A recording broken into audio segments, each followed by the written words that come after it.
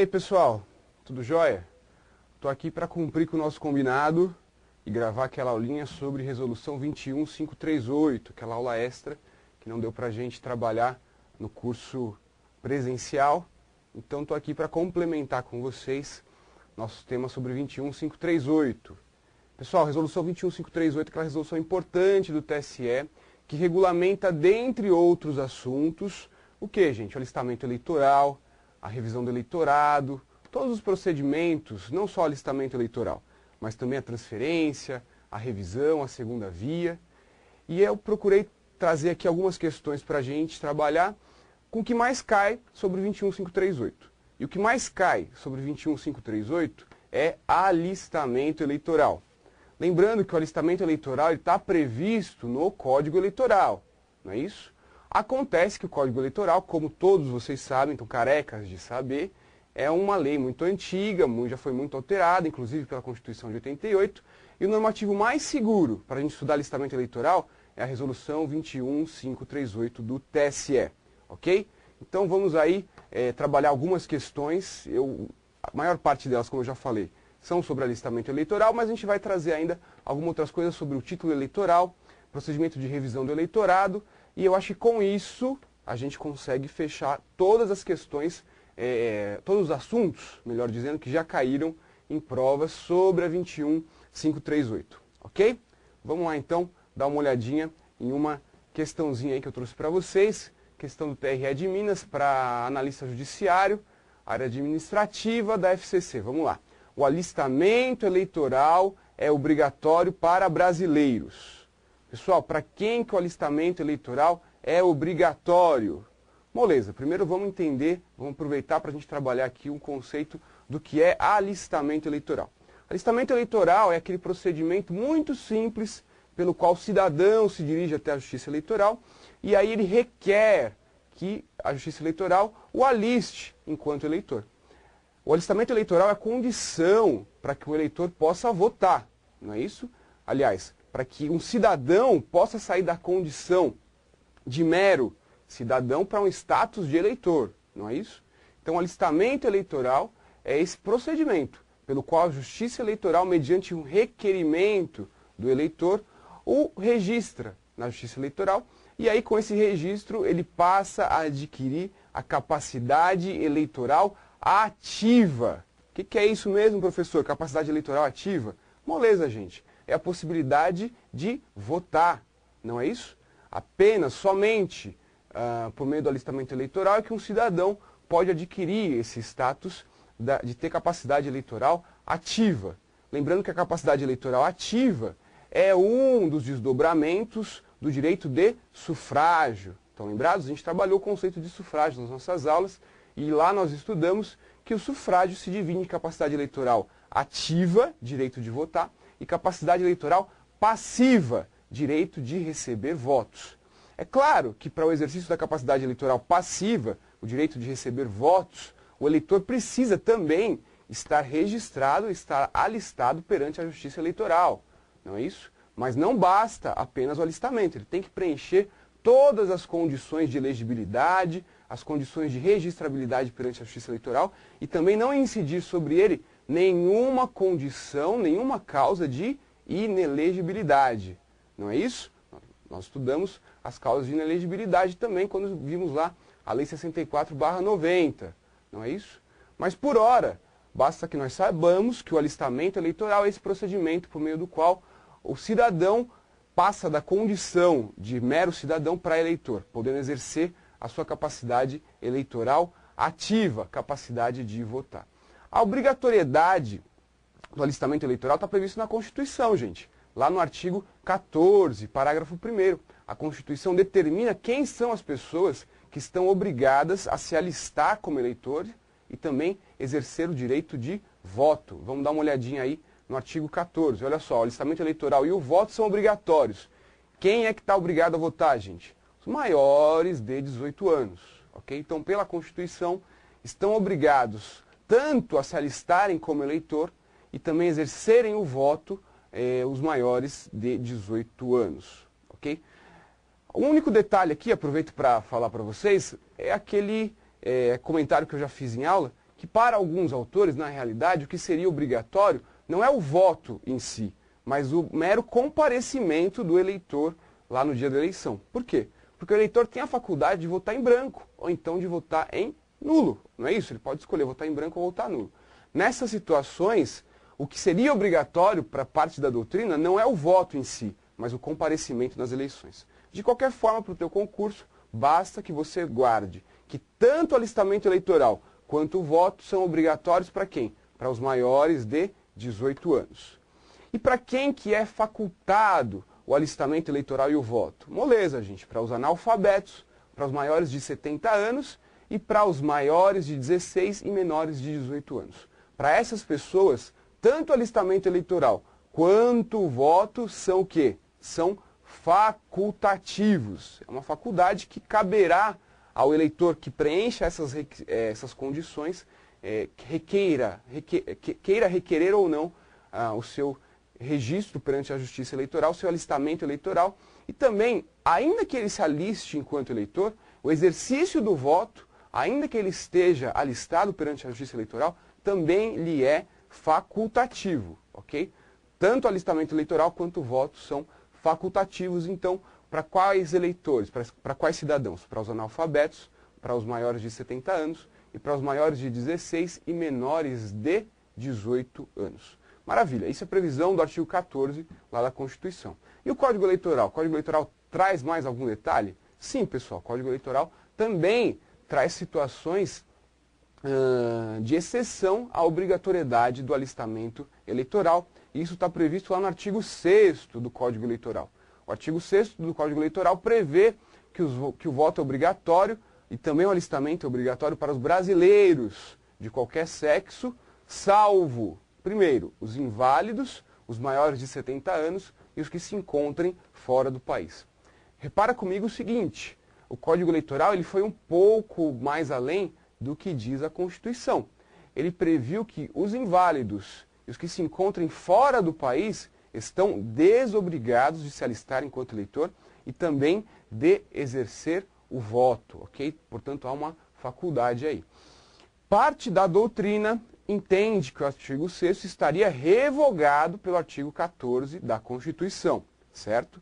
Mas para o teu concurso público, em especial para a Fundação Carlos Chagas, a Fundação Carlos Chagas ainda entende que esse dispositivo aqui, ele é aplicável, ok? Então, a Fundação Carlos Chagas aplica sim as situações de exceção, a facultatividade do voto para, além dos analfabetos, além dos eleitores que estejam cidadãos que estejam entre 16 e 18 anos, também os inválidos, o alistamento eleitoral e o voto seria facultativo, e também os que se encontrem fora do país estariam desobrigados a se alistar enquanto eleitor e também exercer o voto, ok? Então, para a Fundação Carlos Chagas, pode guardar aí que o artigo 6º continua aplicável, ok? Não tem problema nenhum. Vamos voltar então na questão para a gente poder matar com base nessa rápida explicação que eu dei. Vocês vão ver que é bem simples aí a resolução dessa questão. Olha só, a questão quer saber quem está obrigado a votar. Analfabeto é obrigado a votar, gente? Não, nem a votar e nem a se alistar enquanto eleitor. Bom, eu falei que a questão dizia quem está obrigado a votar. Na verdade, a questão está perguntando quem está obrigado a se alistar enquanto eleitor, ok? Retifiquem aí o que eu acabei de falar. Então, olha só, o analfabeto não está obrigado nem a votar, nem a se alistar eleitoralmente, ok? Naturalizado maiores de 18 anos.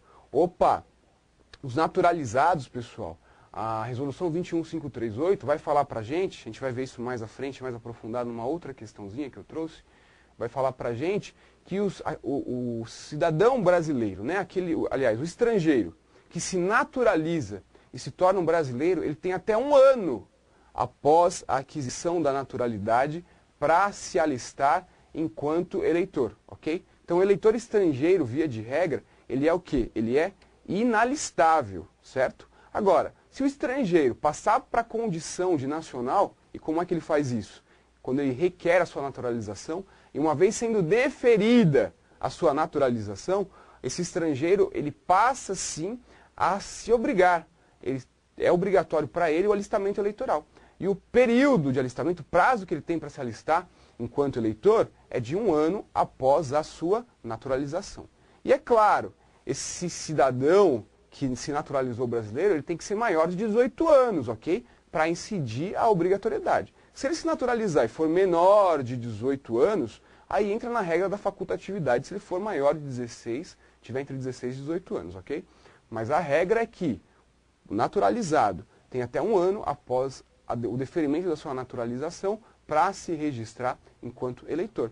Então, olha só, a alternativa B é uma alternativa aparentemente correta. Vamos ver se não tem mais nenhuma outra que possa levar a gente a erro aí, ó. Os inválidos, pessoal. Os inválidos, previsão lá do artigo 6º do Código Eleitoral, estão lembrados? Pelo artigo 6º do Código Eleitoral, os inválidos seriam, não estariam obrigados a se alistar enquanto eleitor. O alistamento eleitoral para os inválidos seria facultado, conforme lá o artigo 6º, que eu já falei para vocês, que parte da doutrina entende que estaria revogado. Mas, em especial para a Fundação Carlos Chagas, pode sim aplicar o artigo 6º. Então, com base no artigo 6º, os inválidos não são obrigados a se alistar eleitoralmente, certo? Os que se encontram fora do país, alternativa D aí, ó, previsão também do artigo 6º. O artigo 6º do Código Eleitoral prevê que o alistamento eleitoral e também o voto não é obrigatório, é facultativo para os eleitores, para os cidadãos que se encontrem fora do país, ok? Por isso a alternativa D também não está correta, já que o voto nesse caso é facultado. Alternativa E, pessoal, naturalizado maiores de 16 e menores de 18. Opa, já falei isso aqui pra gente. A obrigatoriedade surge a partir do momento que o naturalizado completa 18 anos, ok? Mas, de qualquer forma, volto a dizer que você precisa guardar o seguinte: se o naturalizado for maior de 18 anos, a partir do dia que ele adquire a naturalização, ok? Que ele tem deferido o seu requerimento de naturalização, ele passa a estar obrigado a se alistar enquanto eleitor e até 1 ano após o deferimento do seu registro enquanto eleitor. Por isso, pessoal, só sobrou para a gente a alternativa B de bola, ok? O alistamento eleitoral obrigatório para os naturalizados maiores de 18 anos. Moleza até aqui, né? Não tem muita dificuldade não em relação ao alistamento eleitoral. Vamos agora para mais outra questão aí que eu separei para vocês, uma questão do TRE Piauí de 2009. A respeito do alistamento eleitoral, é correto afirmar. Vamos lá. É facultativo o alistamento do menor que completar 16 anos, até a data do pleito, inclusive, no ano em que se realizarem eleições. E aí, pessoal? Certo ou errada? Alternativa A. Bom, a questão do menor de 16 anos, que completa 16 anos até o dia da eleição, é um questionamento que costuma ser bastante cobrado nos concursos públicos, em especial quando o assunto é a resolução 21538. Mas vamos dar uma olhadinha no que diz a resolução 21538 sobre essa matéria. Olha só, o artigo 14 diz o seguinte: é facultado o alistamento no ano em que se realizarem eleições do menor que completar 16 anos até a data do pleito, inclusive. Opa, como assim, professor? Então, o menor que tiver 15 anos pode se alistar eleitoralmente? É isso aí. O menor que tiver 15 anos de idade, mas que no ano da eleição, ok, ele completar 16 anos, e se esse implemento dessa condição de completar 16 anos ocorrer até o dia da eleição, esse menor vai sim poder se alistar enquanto eleitor, ok? Ainda que ele tenha 15 anos apenas. É claro, pessoal, que isso é uma faculdade prevista lá pelo artigo 14. O eleitor pode optar ou não por exercê-la, mas querendo, ainda que ele tenha 15 anos, volto a repetir, se ele completar 16 anos até o dia da eleição, ele pode se alistar eleitoralmente, ok? Vamos dar uma olhada então em alguns outros dispositivos que a resolução 21538 traz para a gente.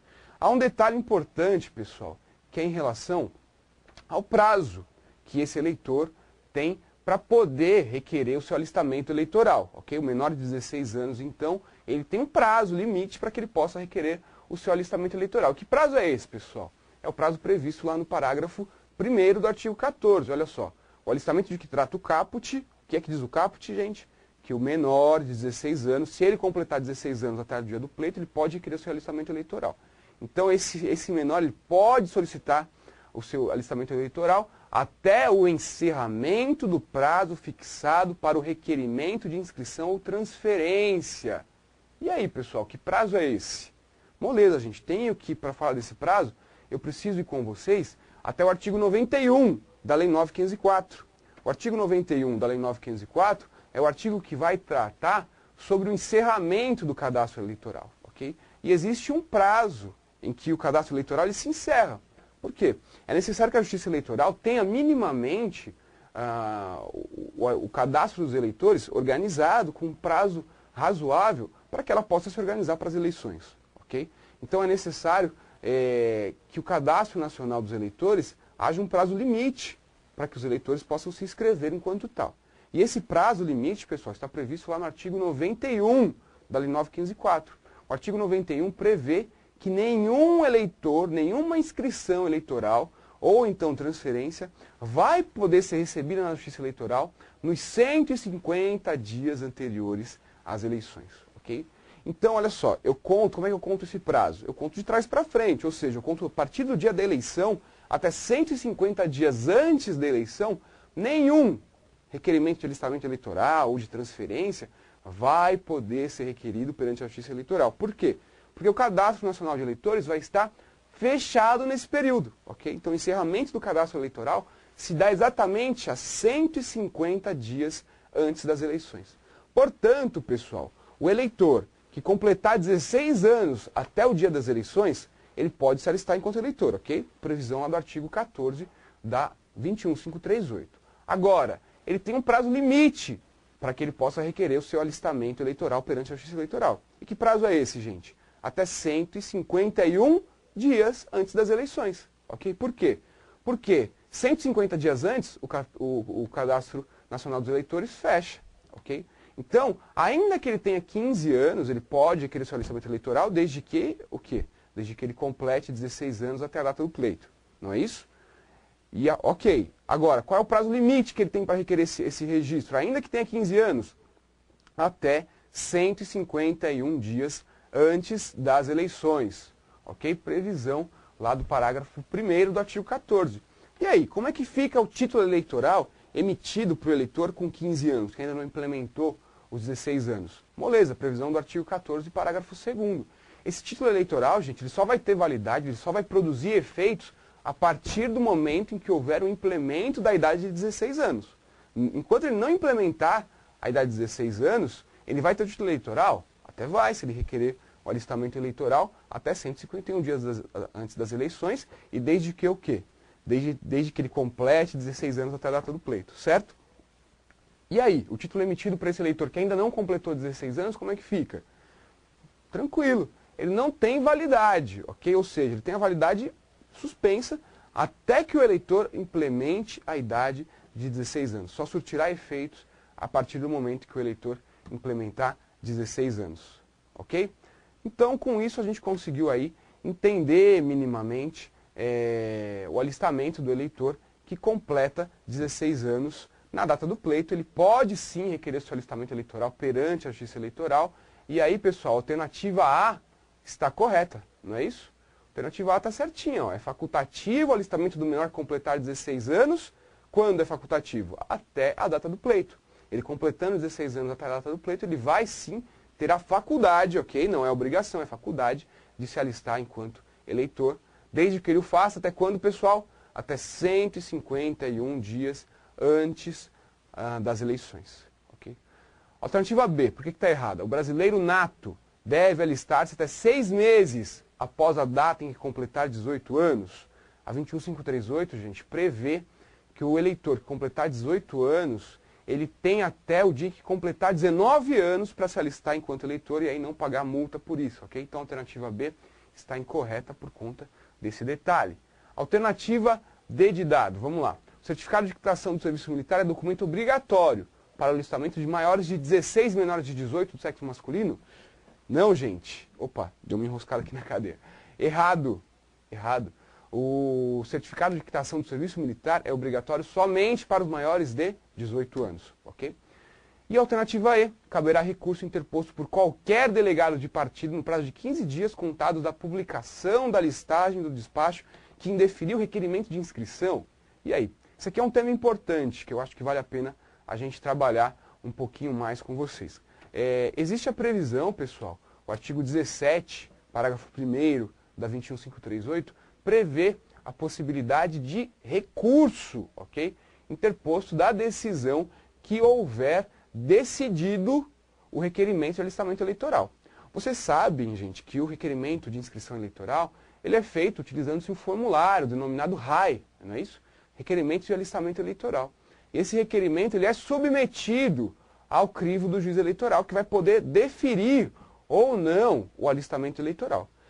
Deferindo, ou melhor, indeferindo o alistamento eleitoral, vai caber recurso pelo alistando, ou seja, por aquele que requereu o alistamento eleitoral, no prazo de 5 dias, contados dessa decisão que indeferiu o requerimento de alistamento eleitoral. Ok? 5 dias, então, é o prazo que aquela pessoa que requereu o alistamento eleitoral, mas que foi indeferido o seu registro perante a Justiça Eleitoral, é o prazo que ele tem para recorrer dessa decisão. E se a decisão deferir o alistamento eleitoral, cabe algum recurso? Cabe. É claro que esse recurso não vai ser interposto pelo interessado que teve o seu registro deferido, ok? Pelo alistando, já que não há sucumbência, aí ele teve o seu alistamento deferido. Agora, poderá um delegado de partido, ok, recorrer da decisão que deferiu o requerimento de alistamento eleitoral. E ele vai ter um prazo de 10 dias para recorrer da decisão que deferiu esse alistamento eleitoral, contado, gente, contado, isso é importante, a partir da divulgação da listagem que é colocada à disposição dos partidos pela Justiça Eleitoral, ok?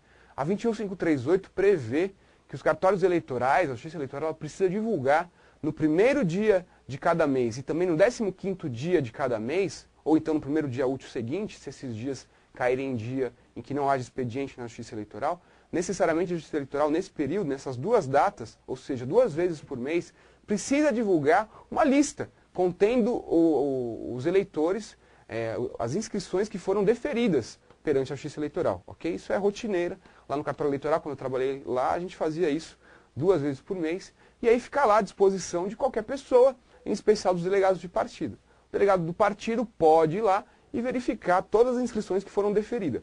Se ele entender que alguma delas, ou uma específica, alguma fraude, alguma irregularidade, ele pode sim recorrer a essa decisão. E o prazo, gente, isso é importante, o prazo que ele tem para recorrer vai ser o quê? 10 dias contados a partir da publicação dessa listagem que eu acabei de me referir, ok? Por isso que a alternativa E de elefante, gente, está errada, né? O prazo, olha só, a questão está quase toda certa, mas só errou o prazo são de 10 dias, ok? Realmente contados da publicação da listagem.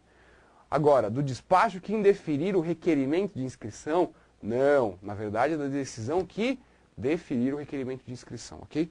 Portanto, a alternativa correta aí na questão 2, alternativa A de amor. Moleza até agora, né, gente? Tá fácil. Tá fácil. Olha só, a resolução 21538 ela é bem extensa, mas, assim, o que costuma cair é isso aqui que eu estou trazendo para vocês. Preciso conhecer melhor a 21538? Claro, é bom dar uma lida. A gente pode, lá na frente, até antes da prova do TRE São Paulo, fazer algum painel com um pouquinho mais de detalhe. Mas o que cai mesmo é isso que eu estou trazendo para vocês, ok? Vamos tirar a prova dos 30. Se nas próximas provas que ocorrerem, cair isso que eu estou falando ou não, aí vocês me cobrem, ok? Mas vamos lá para uma terceira questão. Eu separei 10 questões aqui para a gente resolver. Vamos para mais uma. Questão da CESP agora, prova de 2010. Olha só. A respeito do título eleitoral, da sua forma e do seu conteúdo, além de outros aspectos legais a ele pertinentes, nos termos como determina a legislação e, em especial, a resolução 21538 do TSE, é correto afirmar que... Ok, a questão vai versar aí sobre o título eleitoral. O título eleitoral, gente, é aquele documento que o eleitor recebe uma vez que ele tem o seu registro deferido pela Justiça Eleitoral.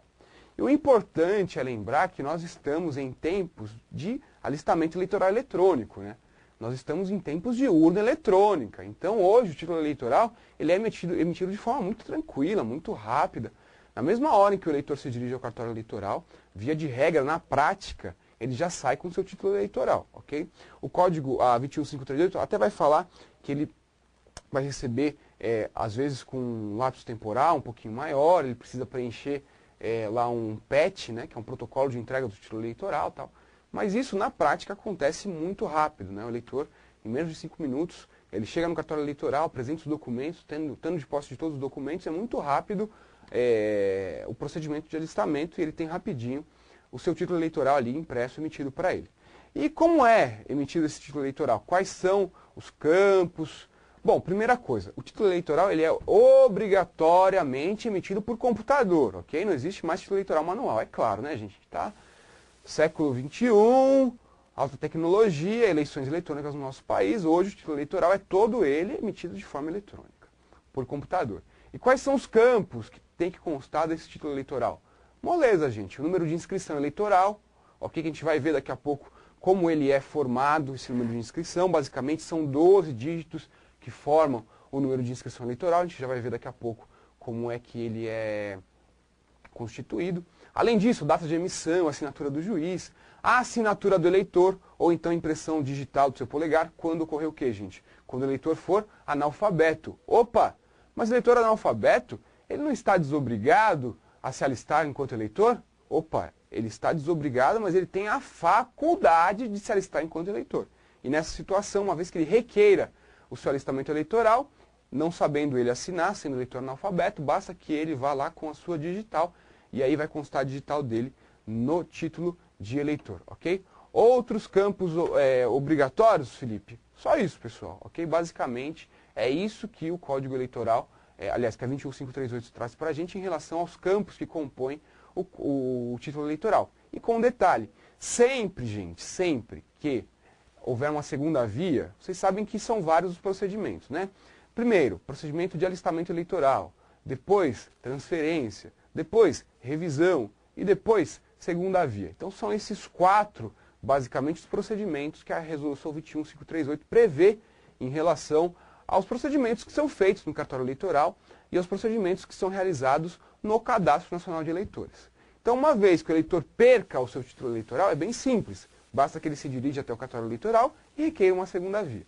Nessa hipótese, o título eleitoral é emitido bem rápido, é reimpresso, só que vai constar dele lá a menção expressa de que é uma segunda via. Ok? O único detalhe aí importante. O que mais em relação ao título eleitoral? Opa, detalhe importante, data de emissão do título eleitoral. Olha só, em qualquer das hipóteses que eu acabei de mencionar, tanto na hipótese de alistamento, de transferência, de revisão, ou mesmo na hipótese de segunda via, a data de emissão do título é aquela que consta do seu preenchimento do requerimento, ok? Então, se eu perdi o meu título eleitoral hoje, fui até o cartório eleitoral e hoje requeri uma segunda via, a data que vai constar de emissão desse título é a data do preenchimento do requerimento de segunda via, ok? Por quê, gente? Tem um detalhe importante que é o artigo 26, olha só. O título eleitoral prova a quitação do eleitor para com a Justiça Eleitoral até a data da sua emissão. O que isso significa? Para que o eleitor requeira segunda via, requeira transferência, requeira revisão ou mesmo alistamento eleitoral, é claro, ele vai precisar demonstrar que ele está quite perante a Justiça Eleitoral. Em relação ao alistamento eleitoral, se ele não tiver, se tiver ultrapassado os prazos limites para que ele possa se alistar enquanto eleitor, ele vai ter que fazer o quê? Pagar multa eleitoral, ok? Numa situação de transferência, de revisão ou mesmo de segunda via, se o eleitor, de repente, não votou em alguma eleição, precisa pagar multa eleitoral para que esse requerimento possa ser deferido, para que ocorra a transferência, para que ocorra a revisão ou que para ocorra a segunda via. Nessa hipótese, pessoal, ele vai precisar demonstrar a sua quitação perante a Justiça Eleitoral. Do contrário, o requerimento dele vai ser indeferido. É por isso que a data da impressão que consta lá no título, ok, a data de emissão do título eleitoral, faz prova, sim, de que até aquela data o eleitor estava o quê? Quite perante a Justiça Eleitoral. Porque ele só pôde ter o seu título eleitoral emitido demonstrando a quitação perante a Justiça Eleitoral ou então pagando multa eleitoral, regularizando a sua situação perante a Justiça Eleitoral. Ok? Moleza, então, aí, únicos detalhes mais significativos em relação ao título eleitoral. E outro detalhe interessante, que é o seguinte, o Código Eleitoral, ele dizia, gente, que o eleitor precisaria encaminhar 3 fotos. O eleitor precisaria encaminhar 3 fotos quando ele fosse requerer o seu alistamento eleitoral. Hoje essa previsão não existe mais, ok? Existe uma lei antiga até que previu que na hipótese do alistamento eleitoral eletrônico, o eleitor estaria dispensado de encaminhar essas 3 fotografias à Justiça Eleitoral. Mas a gente fala disso mais à frente, uma outra questão. Vamos resolver então a questão 3, depois de tudo isso que eu falei, para a gente ficou fácil. Olha só, é correto afirmar que a emissão do título eleitoral deve ser realizada por escrivão autorizado que utilize modelo impresso. Errado, né, gente? O título eleitoral ele é emitido por computador, não é um modelo que está lá previamente impresso e o escrivão eleitoral vai preencher a mão, nada disso, ok? Ele é emitido por computador de forma eletrônica. Alternativa A gente descarta de plano. Alternativa B, o título, deixa eu aparecer aqui para vocês, o título eleitoral deve ser emitido obrigatoriamente por computador. Opa, aqui já começa a melhorar. Alternativa B está correta. O título eleitoral realmente, ele somente pode ser emitido por computador. Vamos dar uma olhadinha, né? Aquela dica que eu sempre falo para vocês, se não tem mais outra questão que esteja correta. Ó, deve constar no título eleitoral sempre a fotografia? Não. Em que pese a previsão do Código Eleitoral, já disse para vocês que a fotografia não é mais obrigatória, ok? Não existe mais a obrigatoriedade de apresentação de fotografia, até porque, como a gente acabou de ver, não existe campo para fotografia no título eleitoral da maneira como ele é hoje, ok? Tramitam no Congresso Nacional alterações em relação à forma como vai ser expedido o título eleitoral. Mas hoje, de qualquer maneira, o título eleitoral ele é expedido sem foto. Ok? Alternativa C, então, também errada. D. A data de emissão do título eleitoral será aquela da primeira emissão, ainda que o eleitor solicite segunda via? Incorreto, né, gente? Acabamos de ver que a data de emissão do título eleitoral é a data do quê? Do seu requerimento, certo? É a data do seu requerimento, até mesmo no caso da segunda via. Não é a data do primeiro registro na Justiça Eleitoral. Por quê, gente? Por conta do artigo 26. Porque a data de emissão do título eleitoral atesta que o eleitor está quite com a Justiça Eleitoral até aquela data. E a Justiça Eleitoral só aceita uma solicitação de reimpressão do título, ou de revisão ou de transferência, se o eleitor demonstrar quitação eleitoral, não estando quite, paga a multa eleitoral e ele consegue fazer o procedimento na Justiça Eleitoral. Certo? Alternativa E. O processo de alistamento é ininterrupto e os requerimentos de transferência são recebidos a qualquer tempo. Pessoal, a gente já viu isso na questão anterior, estão lembrados? Artigo 91 do Código Eleitoral, aliás, do Código Eleitoral não, Felipe, da Lei 9.504. Artigo 91 da Lei 9.504. Quer ver? O artigo 91 da Lei 9.504 diz pra gente o seguinte: nenhum requerimento de alistamento, de inscrição eleitoral ou de transferência será recebido dentre os 150 dias anteriores à eleição, não é isso?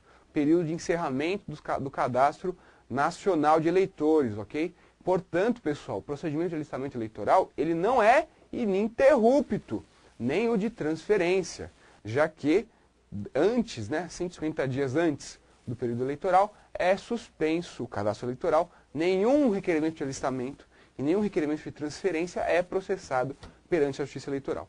Portanto, pessoal, só me resta dizer que a alternativa correta é a alternativa B de bola. Ok? Vamos lá, então, para mais uma questão aqui para a gente. Vamos dar uma olhadinha aqui. Uma coisa importante que eu preciso falar para vocês. Eu já até trouxe algumas outras manutenções, uma questão sobre a inscrição, o número de inscrição, como é feito o número de inscrição perante a Justiça Eleitoral. Esse é um detalhe assim, fácil, tranquilo, mas que é importante que você saiba, então eu aproveito para trazer aqui para a gente nesse momento. Primeira coisa, o título eleitoral, o número de inscrição perante a Justiça Eleitoral, o número de inscrição que consta no título eleitoral é composto por 12 algarismos, certo? 12 algarismos. Os 8 primeiros algarismos, eles são compostos de números sequenciados, ok? Então, 8 algarismos que são compostos por números, que serão compostos por números, algarismos sequenciados. O que é isso, professor? Significa que é 1, 2, 3, 4, 5, 6, 7, 8? Não. Olha só, o meu título eleitoral, eu trouxe até aqui um exemplo do meu título eleitoral. Deixa eu abrir para vocês aqui. Quando você entra na Justiça Eleitoral, pessoal, a primeira coisa que vocês vão gravar, antes de mais nada, é o número do seu título eleitoral. Se você não sabe ainda de cor, você vai decorar. Porque para qualquer utilização de qualquer sistema, para entrar em qualquer situação lá no tribunal, você precisa ter o seu título eleitoral. Então, logo você será servidor da Justiça Eleitoral. E em breve, ainda que você não saiba de cabeça o seu título eleitoral, você vai guardar, você vai gravá-lo. Porque para tudo lá na sua vida funcional, você vai precisar do seu título eleitoral, ok? Mas, de qualquer forma, eu sei que você ainda não sabe, mas em breve você saberá, porque você logo será servidor da Justiça Eleitoral. Você está no caminho certo, pessoal. Tenho certeza que daqui vão sair os primeiros colocados nos próximos concursos dos tribunais. Vocês estão bem preparados, estão estudando, são esforçados. Eu tenho muito orgulho de dar aula para vocês, viu, gente? São poucos os locais em que eu vi, já dei aula em outros cursinhos, já fiz muito outros cursinhos, né, antes de entrar como analista. E olha, pouquíssimos os lugares que eu vi tanta gente esforçada, comprometida, focada quanto eu vi aqui, viu? Parabéns para vocês. Mas voltando, vamos lá. Chega de divagação, professor, vamos falar sobre número de inscrição eleitoral. Então, olha só, o meu número de inscrição eleitoral qual que é? 2191-544-80-116. Os 8 primeiros algarismos, pessoal, esses daqui que estão em vermelho, são algarismos sequenciados, ok? Desprezando-se sempre a emissão de zeros à esquerda. O que é isso quando eu falo que é sequenciado? É o seguinte, o próximo eleitor que requereu a inscrição depois de mim, o número de inscrição dele, esses 8 primeiros dígitos aqui, o último dígito foi 9, ok? 2191-544-9. Por quê? Porque é sequenciado e assim sucessivamente. 50, à medida que vão chegando eleitores, esse número aqui vai aumentando de forma sequencial. Gente, eu não sou muito bom em matemática, ok? Então não requerem de mim aí grandes explicações. Tudo bem, vamos voltar então. Já entendemos o primeiro dispositivo. Então, o número de inscrição eleitoral é composto por 12 algarismos, sendo que os 8 primeiros, ok, são números sequenciados, algarismos sequenciados. E sempre basta que eu despreze a emissão de zeros à esquerda, ok? Tudo bem, já entendi então a composição dos 8 primeiros números. Os próximos 2 algarismos, pessoal, são algarismos que vão dizer respeito à federação de origem da inscrição, ok? Então, o local, a federação, o estado da federação, a unidade da federação, em que primeiro houve o requerimento de inscrição eleitoral. A primeira inscrição do eleitor. E, gente, esse número nunca muda, viu? O número de inscrição eleitoral nunca se altera. Ainda que o eleitor requeira transferência, ainda que o eleitor, requeira uma segunda via, ainda que ele mude para outro estado, o número de inscrição dele nunca muda. É por isso que sempre vai constar os 2 dígitos, os 2 próximos dígitos seguidos aí, serão os algarismos correspondentes à unidade da federação de origem de inscrição, ok? Da primeira inscrição. E aí, pessoal, a resolução 21538 traz uma tabela para a gente, relatando quais são os números de inscrição, ok? E aí é bem fácil, ó. 1 é São Paulo, 01 São Paulo, 02 Minas, 03 Rio e assim sucessivamente, ok? Quer ver no meu exemplo lá, no meu título eleitoral? Olha só, 21915448 são o quê? Os 8 primeiros algarismos. 01 é o estado da federação, a unidade da federação na qual me inscrevi inicialmente. E eu me inscrevi inicialmente aqui em São Paulo, ok? Se eu tivesse me inscrito, sei lá, num estado, no exterior, tem a previsão de que o eleitor possa se inscrever eleitoralmente lá no exterior, ok? E nessa situação, o número correspondente é 28, ok? Então, ao invés de 01, lá no meu título, seria 28. E assim sucessivamente. Bem fácil, né, gente? Não tem grandes segredos, não. Os outros 2 algarismos, e aqui que está um pouquinho mais de dificuldade, os outros 2 últimos algarismos, ok? Eles são constituídos por dígitos verificadores, determinados com base no módulo 11, sendo o primeiro calculado sobre o número sequencial e o último calculado sobre o código da unidade da federação, seguido do primeiro dígito verificador. Chato pra caramba, né, professor? É chato, mas assim, eventualmente pode cair uma questãozinha sobre isso. Basta você lembrar que os 2 últimos dígitos, pessoal, são dígitos o quê? Verificadores. Nem precisa lembrar que é determinado com base no módulo 11, tal, nada disso. Guarda que os 2 últimos dígitos são dígitos verificadores. Então, vamos voltar lá no meu exemplo para a gente matar aqui esse assunto. Olha só, meu título eleitoral, então os 8 primeiros dígitos são o quê? Algarismos sequenciais, ok? desprezando-se sempre a emissão de zeros à esquerda. No meu caso não tem nenhum zero à esquerda, se tivesse eu desprezaria, ok? Mas são números sequenciais. Os outros dois dígitos são o que, pessoal? Correspondem ao número correspondente da unidade da federação em que houve a primeira inscrição. No meu caso, São Paulo, ok? Portanto, 01. Os dois últimos dígitos, gente, são dígitos o quê? Verificadores. Basta que você guarde isso, tá bom? Já teve questão aí questionando acerca do número de inscrição, como é composto o número de inscrição, e agora, você que é meu aluno, já sabe. Vamos então avançar aí, vamos para mais uma questão.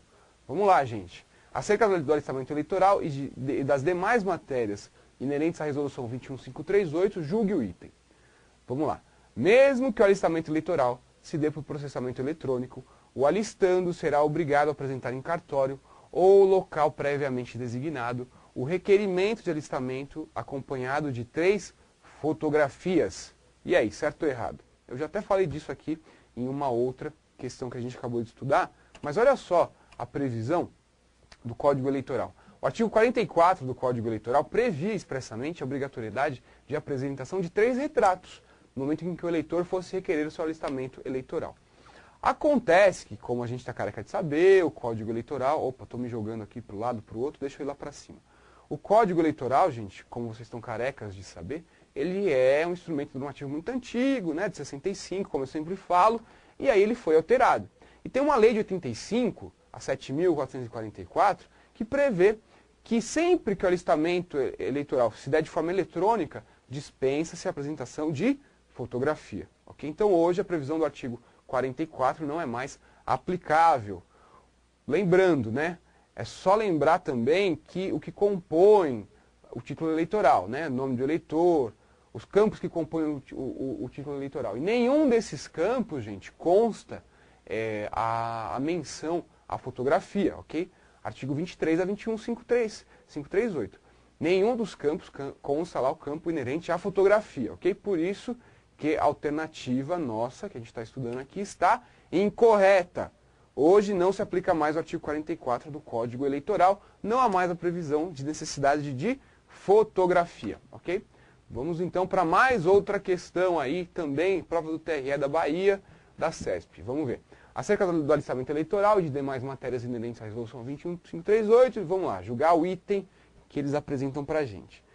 É facultado o alistamento no ano em que se realizarem eleições do menor que completar 16 anos até a data do pleito, inclusive sendo certo que o título eleitoral emitido em tais condições somente surtirá efeito com o implemento da idade de 16 anos. E aí? Pausa aí agora e para pensar. Tá certo ou errado a alternativa, gente? Já estudou isso aqui é muito fácil. Pensa aí, ó. Certo ou errado? Certo, né, gente?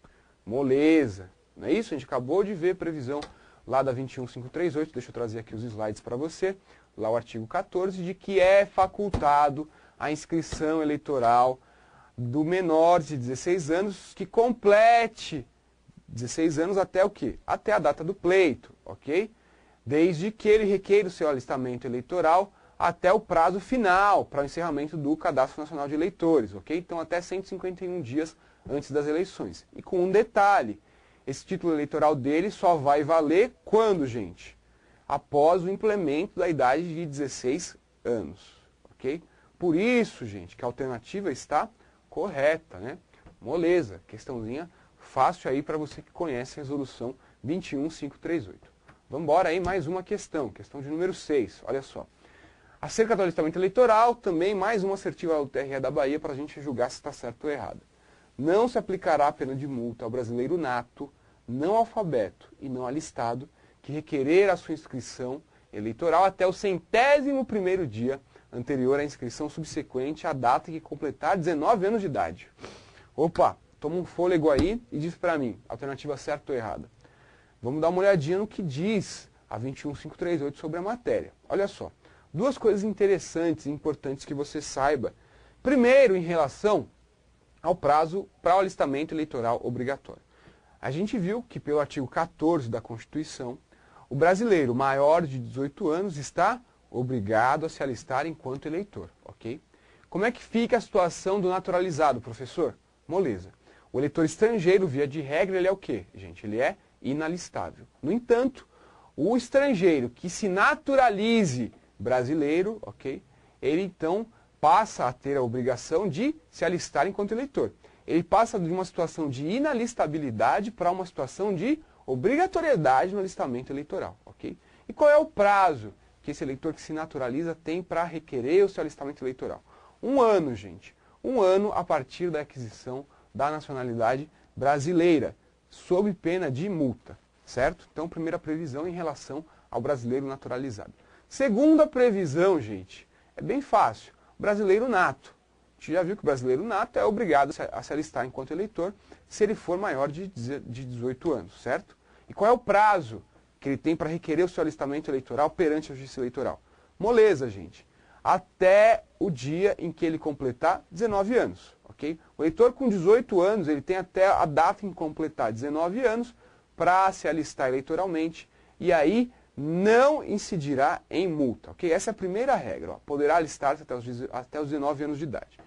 Se alistando até os 19 anos de idade, não paga multa eleitoral. Agora, tem um detalhe importante.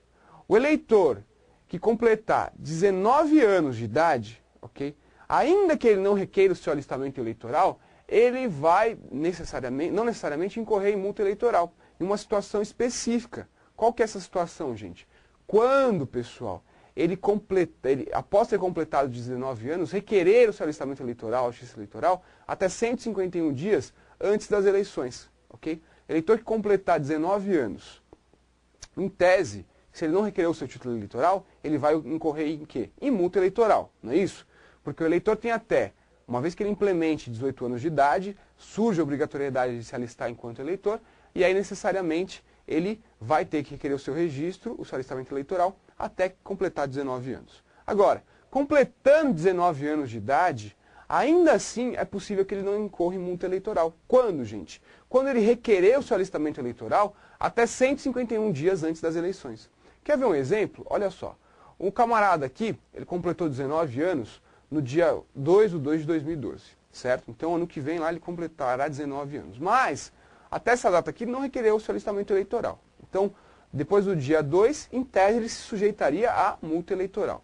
Mas tem um detalhe. Se ele requerer o alistamento eleitoral dele até 151 dias antes das eleições, ou seja, até o término final do cadastro eleitoral, que vai acontecer quando, gente? 150 dias antes das eleições. Então, se ele requerer até a véspera do prazo final para o encerramento do cadastro eleitoral, ele não vai precisar pagar multa eleitoral, ok? A previsão lá expressa do artigo 15 da Resolução 21538, ok? Ficou claro então, gente? O eleitor, então, que completa 19 anos, em tese, se ele não requerer o seu alistamento eleitoral, ele incidirá em multa eleitoral, certo? Com aquele detalhe que eu acabei de falar, né? Se ele requerer a inscrição eleitoral dele, mesmo após os 19 anos, se ele requerer a inscrição dele após ter completado 19 anos, até 151 dias antes das eleições, ele não vai incidir em multa eleitoral, ok? Vai ser dispensada a multa eleitoral nesse caso. Então, a questão, pessoal, olha só, não se aplicará a pena de multa ao brasileiro nato, não alfabeto e não alistado, que requerer sua inscrição eleitoral até o 101º dia anterior à eleição subsequente à data em que completar 19 anos. A alternativa, pessoal, está correta, ok? A alternativa está certinho aí pra gente. Ficou claro, gente? Às vezes o pessoal fica em dúvida em relação à contagem desse prazo de 151 dias. Pessoal, é bem fácil, você tem que guardar só uma coisa. Você precisa computar essa data contando de trás para frente, não é isso? Você precisa contar a partir do dia da eleição até os 150 dias anteriores às eleições. Por quê? Porque é nesse período em que se encerra o Cadastro Nacional dos Eleitores, lá pelo artigo 91 da Lei 9.504. A partir, então, até 151 dias antes das eleições, o eleitor pode sim se inscrever enquanto eleitor e até requerer a sua transferência eleitoral. E, especificamente, no caso daquele que completar 19 anos até essa data, ok?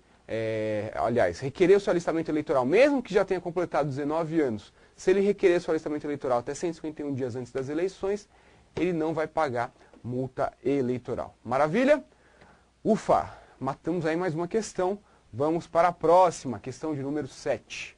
Mais uma questão da CESP, olha só. O analfabeto que deixar de sê-lo não fica sujeito à multa quando requerer sua inscrição eleitoral? E aí, certo ou errado? Moleza, né, gente? A previsão é a seguinte: o analfabeto ele está desobrigado de requerer seu alistamento eleitoral e também de exercer o voto, ok? Ele tem a faculdade de requerer o alistamento e também o voto, certo? E como é que fica o eleitor analfabeto que se alfabetiza? Sai da condição de analfabeto e se torna alfabetizado, pessoal. Moleza. A 21538 tem previsão expressa acerca desse fato. Artigo 16, olha só. O alistamento eleitoral do analfabeto é facultativo, maravilha. Previsão da própria Constituição. Mas olha o parágrafo único aí do artigo 16.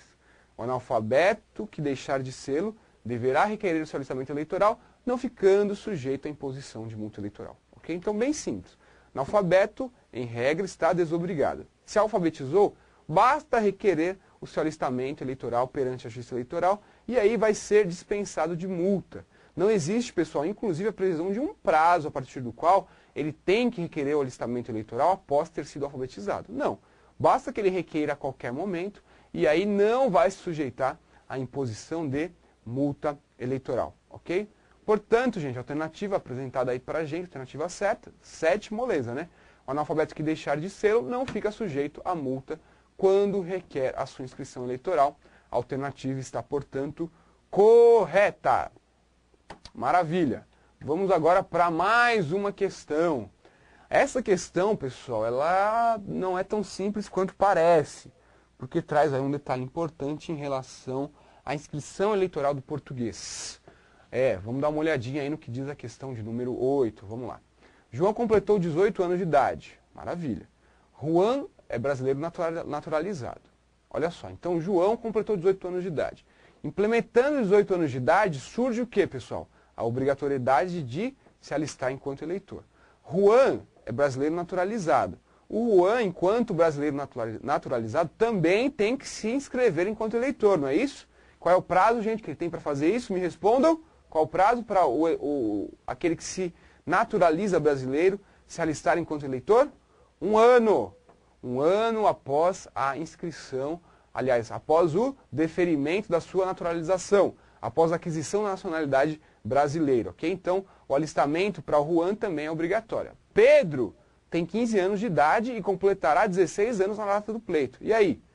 Para o Pedro, pode se alistar enquanto eleitor? Pode. Apesar de ter 15 anos, pode se alistar enquanto eleitor. Por quê?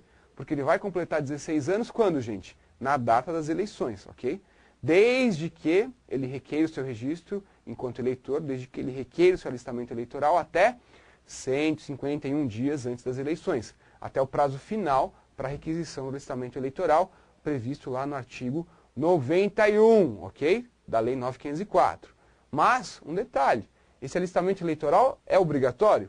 Claro que não, é facultativo, não é isso? Menores entre 16 e 18 anos, o voto e o alistamento eleitoral é facultativo.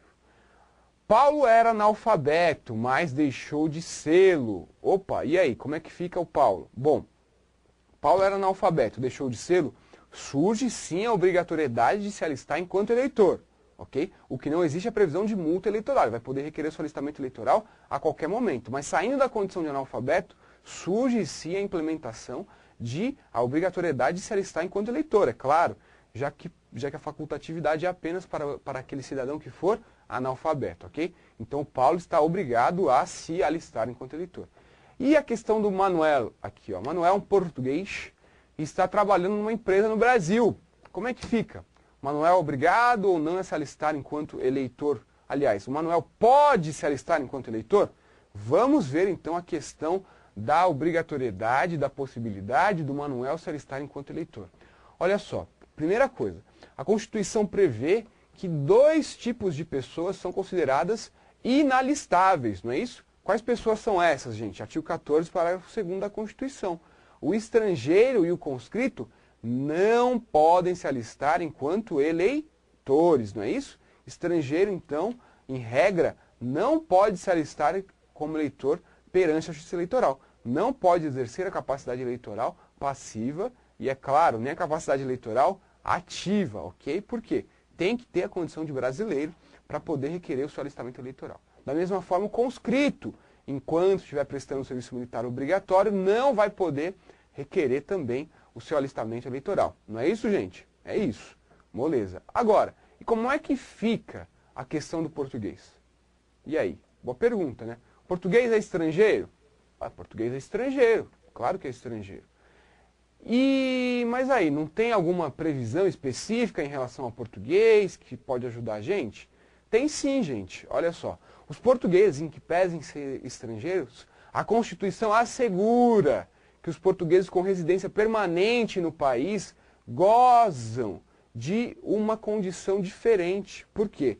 Os portugueses com residência permanente no Brasil, se tiver reciprocidade lá em Portugal aos brasileiros, são atribuídos aos portugueses os mesmos direitos atribuídos aos brasileiros natos. É isso aí, salvo previsões específicas previstas na Constituição. Mas via de regra, pessoal, o português com residência fixa no Brasil, ele goza das mesmas prerrogativas, dos mesmos direitos que o brasileiro nato, não é isso? Com um detalhe, desde que haja reciprocidade lá em Portugal. E a gente sabe que existe um decreto prevendo a reciprocidade para o brasileiro lá em Portugal, ok? Então, por isso, é aplicado hoje no Brasil a reciprocidade também para os portugueses, ok? Então, o português, ele pode sim requerer o seu alistamento eleitoral. Por quê, gente? Porque ele goza das mesmas prerrogativas que o brasileiro nato. A grande dificuldade dessa questão é saber se ele é obrigado a requerer seu alistamento eleitoral ou se ele goza de uma mera faculdade. E aí, meus amigos, a questão é realmente difícil. Por quê? Porque eu pesquisei jurisprudência, pesquisei doutrina e, particularmente, não encontrei nenhuma previsão acerca da obrigatoriedade do português se alistar enquanto eleitor.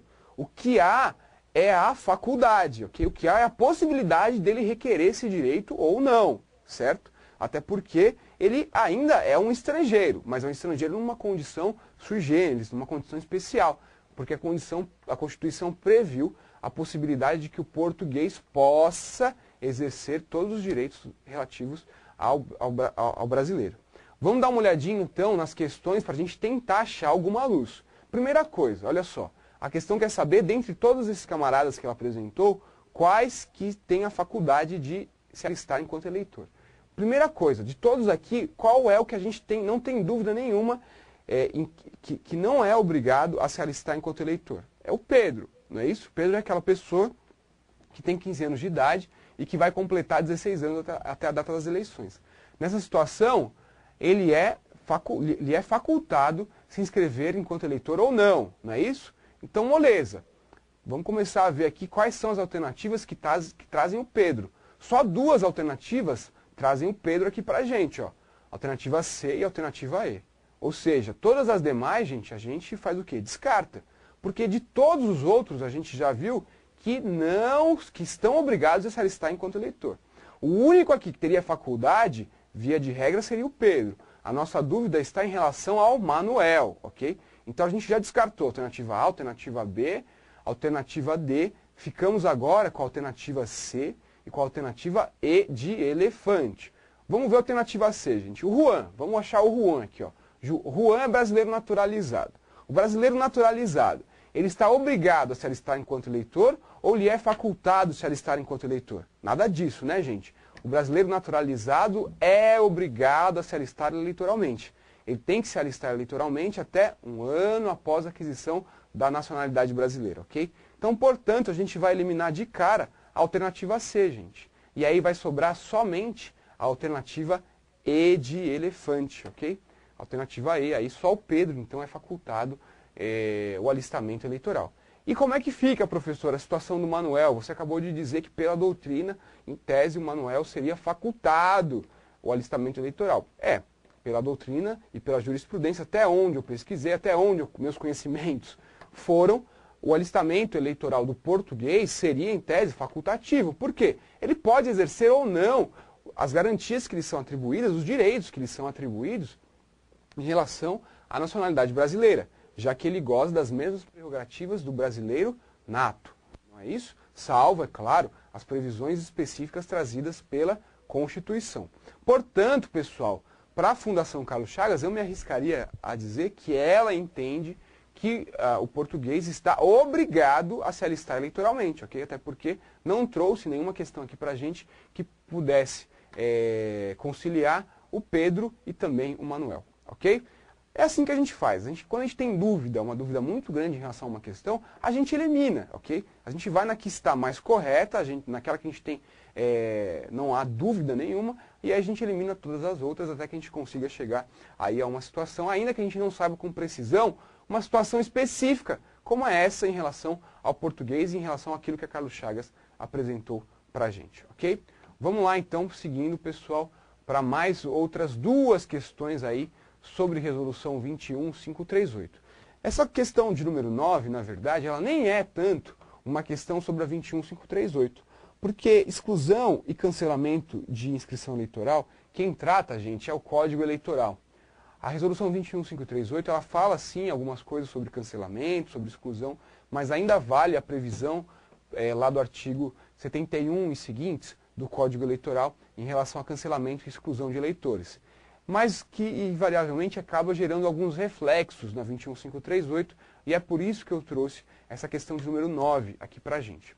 Olha só, alternativa A, aí, vamos ler juntos. A, por pluralidade de inscrição... Desculpa, vamos ler do início. Olha, o cancelamento e a exclusão de eleitores. Alternativa A, por pluralidade de inscrição, se processarão de forma sumária, não estando sujeitos à contestação nem à dilação probatória. Ok, vamos dar uma olhadinha no que diz o artigo 71 do Código Eleitoral, que eu acabei de mencionar para vocês, que é aquele que regulamenta as previsões de exclusão e cancelamento de eleitores. O artigo 71 vai falar o seguinte, ó, são causas de cancelamento, mas também de exclusão. Olha só, primeiro, infração ao artigo 5º e artigo 42 do Código Eleitoral. Infração ao artigo 5º do Código Eleitoral, gente, é bem fácil. São as hipóteses em que um eleitor, um cidadão que em tese não poderia se alistar enquanto eleitor, acabe se alistando, ok? Então a hipótese em que um conscrito que esteja prestando serviço militar obrigatório se aliste enquanto eleitor, ou então a hipótese em que um estrangeiro acabe conseguindo a sua inscrição eleitoral. Nessas hipóteses vai haver o cancelamento, a exclusão da situação de eleitor, ok? Vai haver o cancelamento, a exclusão da inscrição de eleitor. Mas também o artigo 42, quando houver infração ao artigo 42 do Código Eleitoral.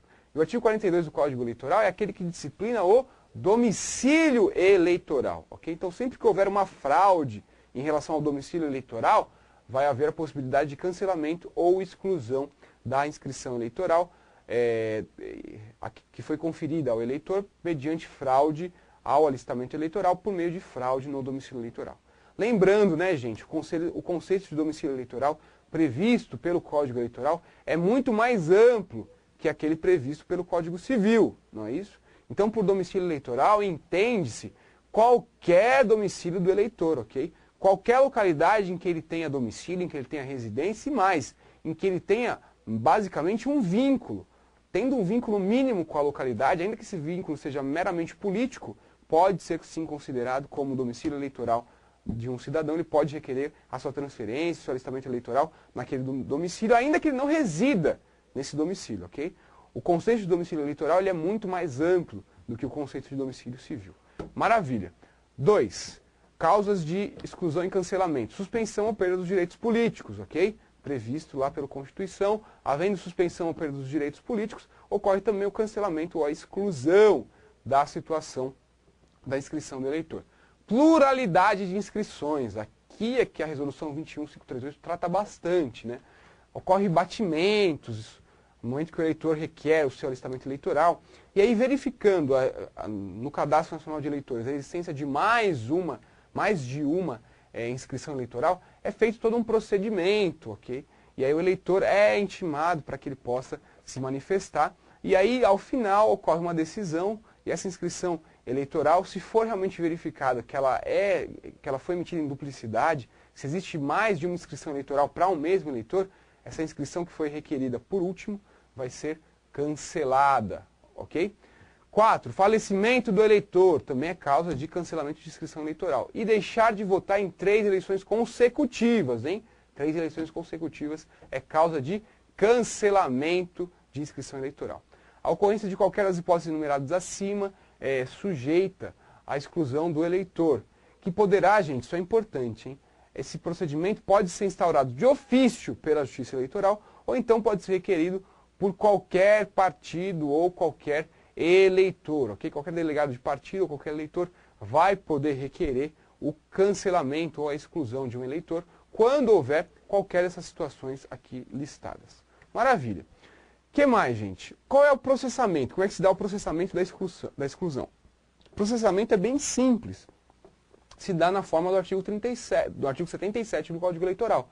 Esse pedido que foi realizado por um delegado de partido, ou então por um eleitor, ou então até mesmo a instauração de ofício pela Justiça Eleitoral, vai ser autuado.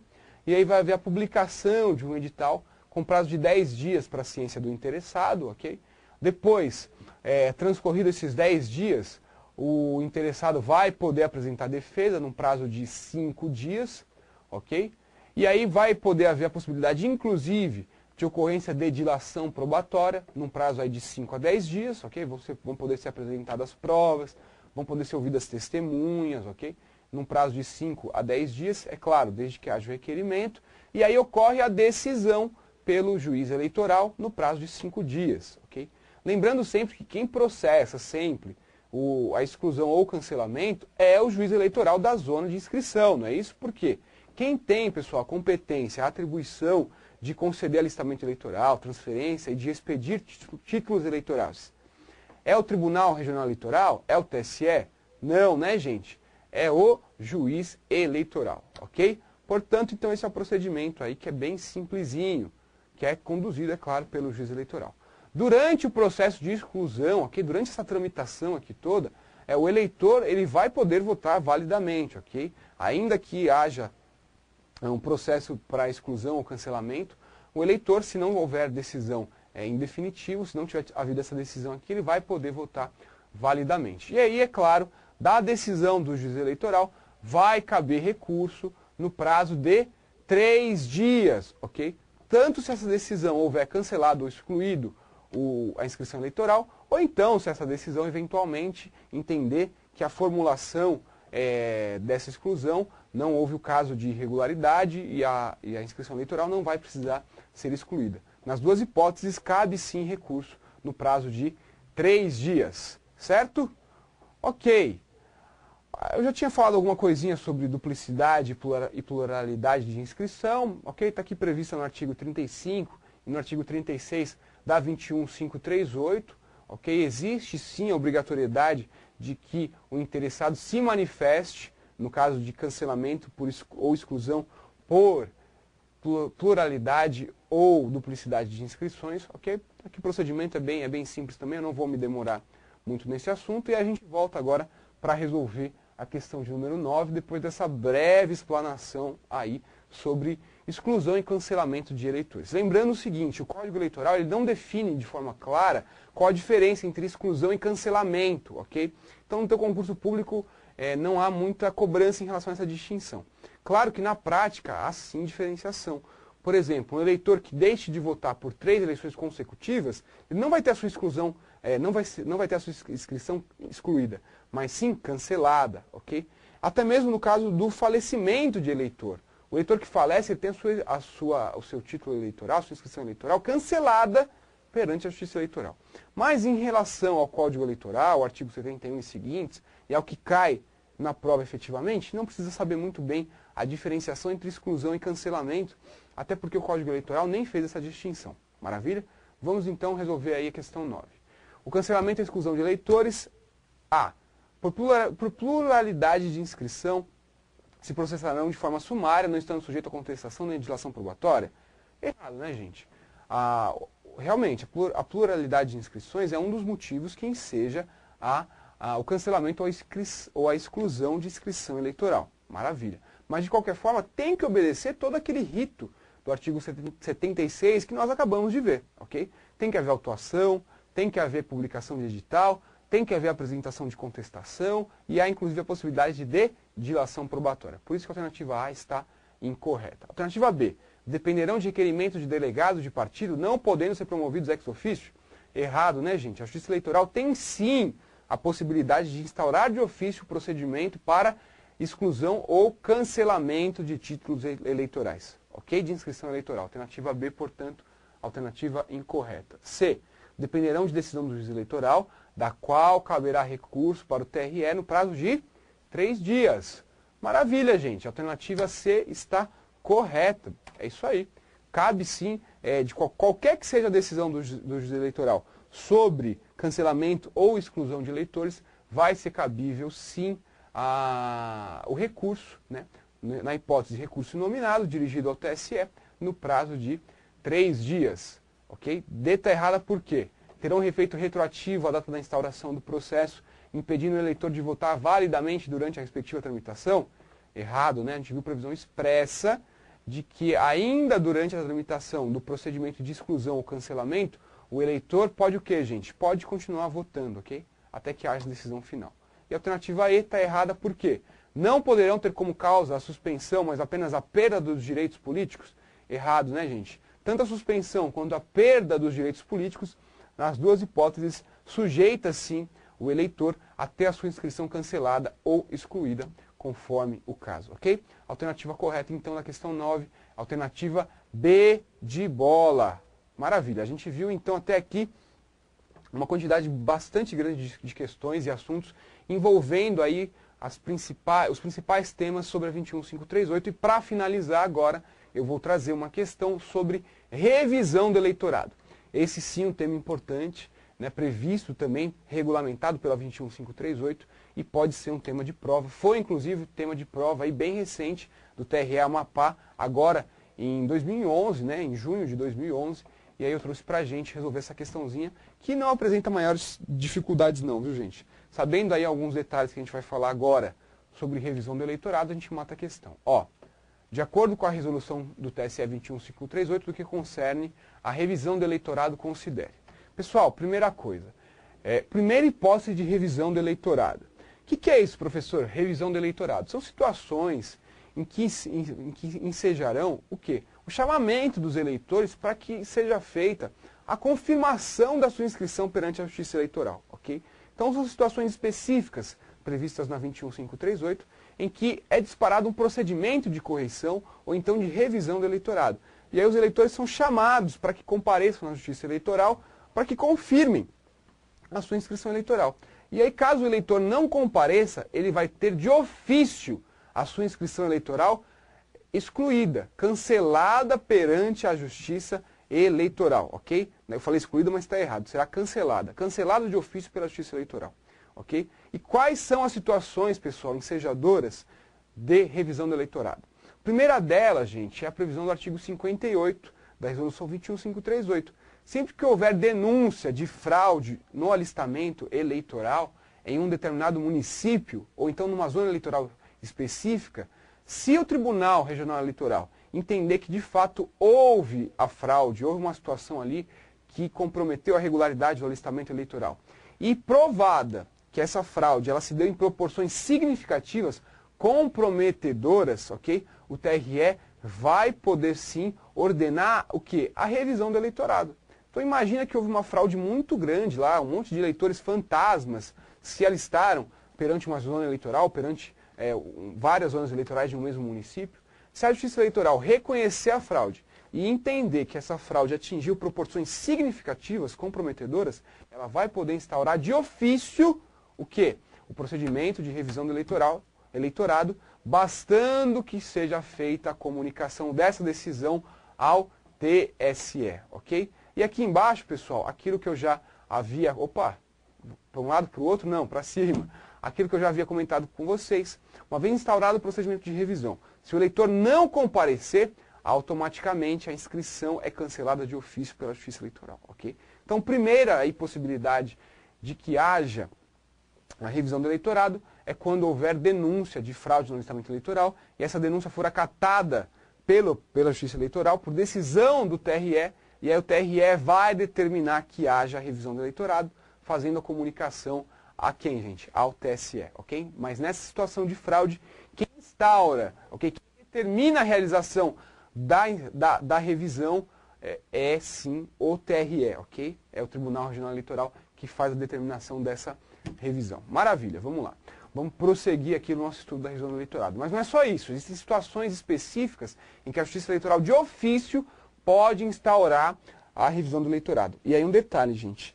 Todas as instaurações de ofício, ou seja, que independem de provocação, serão instaurados pelo Tribunal Superior Eleitoral, ok? Ainda que a revisão se dê numa zona eleitoral específica, num município específico, essa revisão de ofício é sempre instaurada pelo Tribunal Superior Eleitoral. E quais são as hipóteses de revisão de ofício do eleitorado? Gente, moleza. Olha só, primeiro, sempre que o número de transferências de eleitores for superior a 10% o número de transferências ocorridas no ano anterior, ok? Havendo um aumento significativo do número de inscrições, aliás, número de transferências, hein, gente? Não é de inscrição eleitoral, mas sim de transferência eleitoral.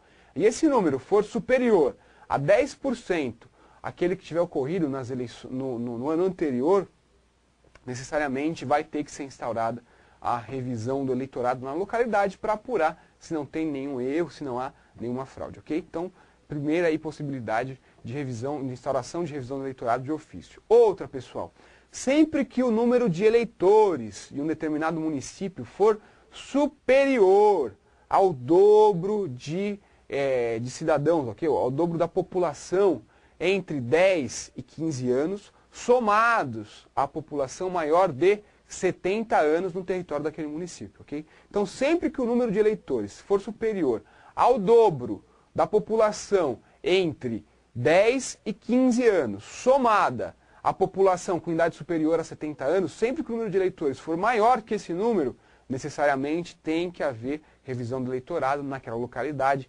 instaurada, determinada de ofício por quem, gente? Pelo Tribunal Superior Eleitoral. E a última hipótese aí, do inciso 3, é sempre que o eleitorado for superior a 65% da população projetada pelo IBGE para aquele ano, para um determinado município, sempre que naquela localidade, sempre que naquele município, o número de eleitores for superior a 65%, ok? O número da população projetada pelo IBGE para aquele ano, vai ter que ser instaurada a revisão do eleitorado de ofício, ok? Então são basicamente aí 4 possibilidades de instauração de revisão do eleitorado e com detalhe, a primeira delas, ela é sempre provocada, por quê? Há uma denúncia de fraude no município, no alistamento eleitoral de um determinado município e aí, por determinação do TRE, pode haver a revisão do eleitorado. Todas as outras 3 hipóteses, essas 3 últimas hipóteses que nós estudamos aqui, são hipóteses em que a revisão do eleitorado se opera como? De ofício, ok? Diretamente pela Justiça Eleitoral, em especial pelo Tribunal Superior Eleitoral. E um detalhezinho aqui importante que eu não posso deixar de mencionar. Via de regra, gente, não será realizada a revisão do eleitorado em anos de eleição, ok? Sempre que ocorrer necessidade de revisão de eleitorado em ano de eleição, ela não será realizada, vai passar para o ano seguinte.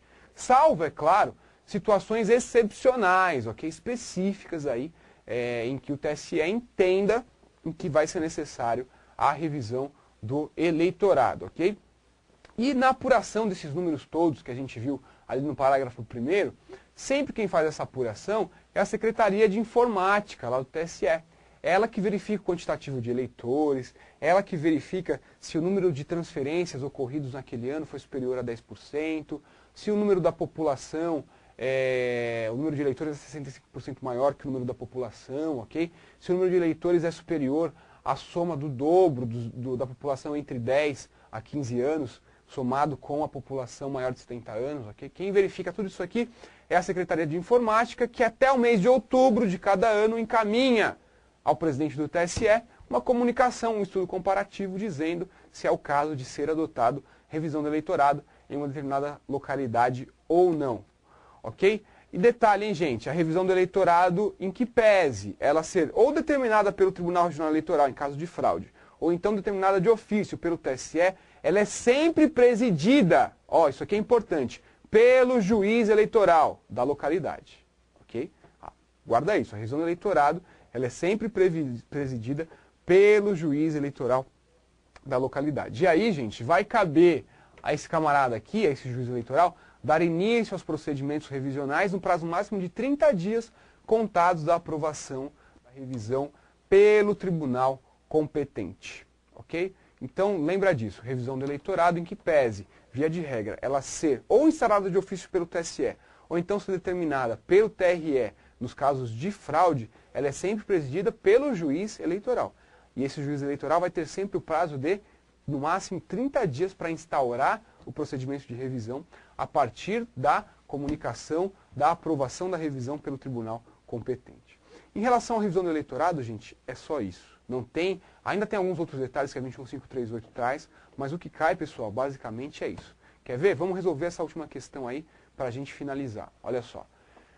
Compete ao TSE ordenar a revisão do eleitorado quando houver denúncia fundamentada de fraude no alistamento de uma zona ou município, após a realizada a correição e provada a fraude em proporção comprometedora. E aí, gente, certo ou errado? Tá certo? O que vocês acham? Ah, não sei, hein, professor, fiquei na dúvida. Pessoal, tá errado. Tá errado por quê, gente? Porque a competência aqui não é do TSE, mas sim do TRE. Guarda sempre, sempre que houver fraude no alistamento eleitoral, a competência para determinar a revisão do eleitorado vai ser de quem, gente? Vai ser do Tribunal Regional Eleitoral, ok? Única hipótese de competência do TRE em matéria de revisão do eleitorado, certo? Por isso que a alternativa 1 está incorreta. Alternativa 2, deixa eu subir aqui para vocês me verem. O TSE determinará de ofício a revisão ou correição das zonas eleitorais sempre que o eleitorado for superior ao dobro da população entre 10 e 15 anos, somada a da idade superior a 70 anos do território daquele município. Certo, hein, gente? Sempre vai haver necessidade de revisão, então de correção, quando essa situação específica aqui se implementar, conforme a gente já viu. A alternativa 2 está correta. Alternativa 3. A revisão do eleitorado deverá ser sempre presidida pelo juiz eleitoral da zona submetida à revisão. É isso aí. A gente viu que quem tem competência para instaurar, para determinar a revisão do eleitorado, vai ser ou o TSE ou então o TRE nos casos específicos de fraude. Mas quem preside a revisão do eleitorado é o juiz eleitoral da zona submetida à revisão, ok? E aí ele tem que dar início a essa revisão quando, gente? 30 dias contados a partir da aprovação da revisão pelo tribunal competente, ok? Portanto, pessoal, alternativa correta, somente 2 e 3. Alternativa B é a alternativa correta. Pessoal, em relação à resolução 21538, era isso que a gente precisava falar. Eu acho que a gente conseguiu aí cobrir basicamente o que mais cai, ok? E eu desejo felicidades a você, desejo que Deus abençoe muito a sua vida, os seus estudos. Agora é o momento de você estudar com mais afinco ainda, está chegando aí a época do final do ano. E olha, eu agradeço muito a atenção de vocês e peço a Deus que continue a iluminá-los, que continue a fazer com que vocês sejam perseverantes, persista no que você quer, seja disciplinado, ok? Estude com afinco, que eu tenho certeza que a tua hora vai chegar e ela está chegando, se Deus quiser. Um abraço a todos, até a próxima.